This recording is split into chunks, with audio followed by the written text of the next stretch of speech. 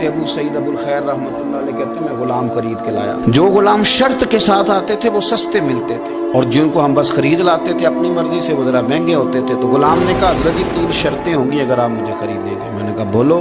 کہنے لگا پہلی شرط یہ ہے کہ میں سارا وقت آپ کی بات مانوں گا، پر اذان ہوگی تو پھر میں کسی کی بھی نہیں سنوں گا، پر میں جانوں میرا رب جانے. میں نے کہا قبول ہے. کہنے لگا دوسری شرط یہ ہے کہ دن کے وقت بات مانوں گا، رات کو نہیں مانوں گا.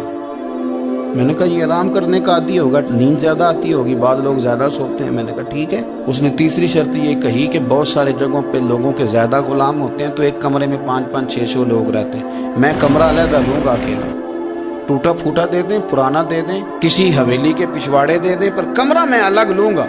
کہتے میں نے کہا یار یہ بھی قبول. میں اسے گھر لے آیا. میرے دل میں تھوڑا تھوڑا کھٹکا تھا کہ یہ کہتا ہے میں وقت پر نماز کے لیے جاؤں گا، کہیں کام چوری نہ کرے، لیکن فرماتے ہیں یہ تو کام دوسروں سے زیادہ کرتا تھا اور توجہ سے کرتا تھا اور ذوق سے کرتا تھا. 2 دنوں کا کام 1 دن میں کر گیا. فرماتے ہیں ایک رات کسی مجبوری کے لیے مجھے کوئی پیغام آ گیا، کہیں جانا تھا. میں اور میری اہلیہ اٹھے، حویلی کے پیچھے ایک پرانے کمرے میں وہ رہتا تھا.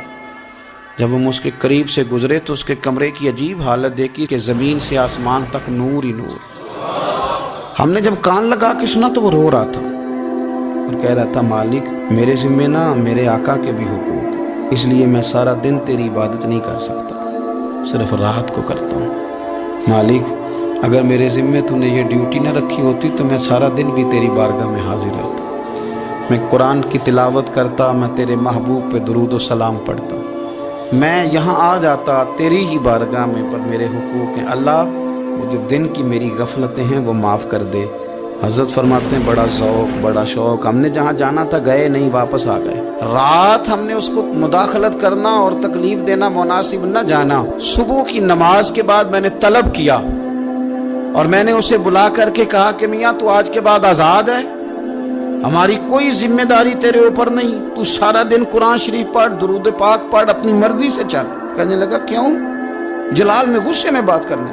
کیا مطلب ہے آپ کا؟ میں محنت کروں گا، کام کروں گا، یہ آپ کیا کہہ رہے ہیں؟ تو فرماتے ہیں میں نے اس سے کہا کہ رات نہ ہم نے تیرا منظر دیکھ لیا، تیری دعائیں تیری التجائیں، رب کے ساتھ تیرے رشتہ ہم مطلع ہو گئے.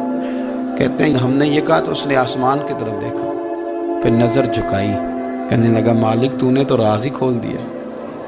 یہاں لوگوں کی جعلی کرامت مشہور ہو جائے تو وہ کمائی نہیں کرنی شروع کر دیتے، تویز دھاگے کی دکان نہیں چل جاتی. اللہ تو نے راز ہی کھول دیا. میں تو سراپا مخزن راز تھا، میں رہا تھا مدت و راز میں، یہ تو تیرا شوق کے دید کشاں کشاں مجھے کھینچ لایا مجاز میں. تو نے یہ کیا عجب کیا، مجھ کو بھی فاش کر دیا، میں ہی تو ایک راز تھا سینہ کائنات میں، مالک میرا بھی راز کھول دیا.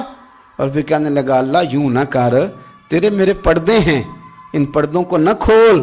یہ لفظ کہے زمین پہ لیٹا، کلمہ پڑا، روح ہی پرواز کر گئی. عرش فرشتے بانگا ملیاں، مکے پہ گئے شور. بلے شاہ اسا نہیں مرنا، اے تے مر گیا ہی کوئی ہور، اسا نہیں مرنا تے مر گیا ہی کوئی ہور.